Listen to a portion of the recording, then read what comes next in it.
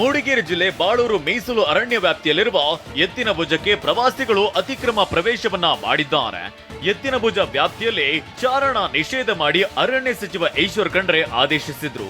ಚಾರಣಕ್ಕೆ ತೆರಳುವ ಮಾರ್ಗದಲ್ಲಿ ಅರಣ್ಯ ಇಲಾಖೆ ಬೇಲಿ ಕೂಡ ಹಾಕಿದೆ. ಆದ್ರೆ ಭಾನುವಾರವಾದ್ರಿಂದ ಹೆಚ್ಚಿನ ಸಂಖ್ಯೆಯಲ್ಲಿ ಬಂದಿದ್ದ ಪ್ರವಾಸಿಗರು ಅತಿಕ್ರಮ ಪ್ರವೇಶಿಸಿ ಹುಚ್ಚಾಟ ಆಡಿದ್ದಾರೆ.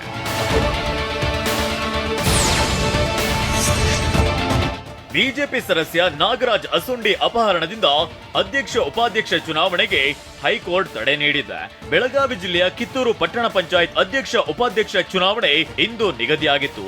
ಆದರೆ ಬಹುಮತ ಕೊರತೆ ಕಾರಣದಿಂದ ಬಿಜೆಪಿ ಸದಸ್ಯನನ್ನ ಕಾಂಗ್ರೆಸ್ ಅಪಹರಿಸಿದೆ ಅಂತ ದೂರು ದಾಖಲಾಗಿತ್ತು.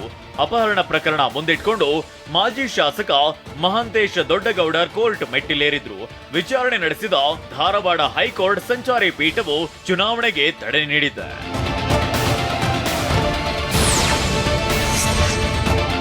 ಶಿವಾಜಿನಗರ ಬ್ರಾಡ್ವೇ ರಸ್ತೆಯಲ್ಲಿರುವ ಚರಕ ಸೂಪರ್ ಸ್ಪೆಷಾಲಿಟಿ ಆಸ್ಪತ್ರೆಯನ್ನ ಮುಖ್ಯಮಂತ್ರಿ ಸಿದ್ದರಾಮಯ್ಯ ಲೋಕಾರ್ಪಣೆ ಮಾಡಿದ್ರು.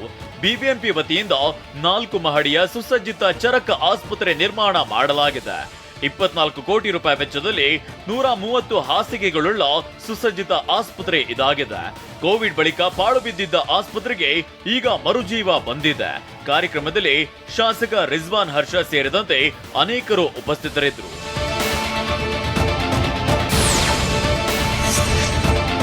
ಬೆಂಗಳೂರು ಬಿಜೆಪಿ ಸಂಸದರಾದ ತೇಜಸ್ವಿ ಸೂರ್ಯ ಮತ್ತು ಪಿಸಿ ಮೋಹನ್ ನಿನ್ನೆ ನಮ್ಮ ಮೆಟ್ರೋದಲ್ಲಿ ಪ್ರಯಾಣಿಸಿದ್ರು.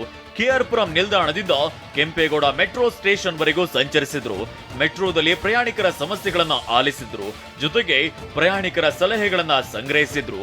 ಬಳಿಕ ಅಧಿಕಾರಿಗಳ ಜೊತೆ ಮಾತನಾಡಿ ಸಮಸ್ಯೆ ಬಗೆಹರಿಸುವಂತೆ ಸೂಚನೆ ನೀಡಿದ್ರು.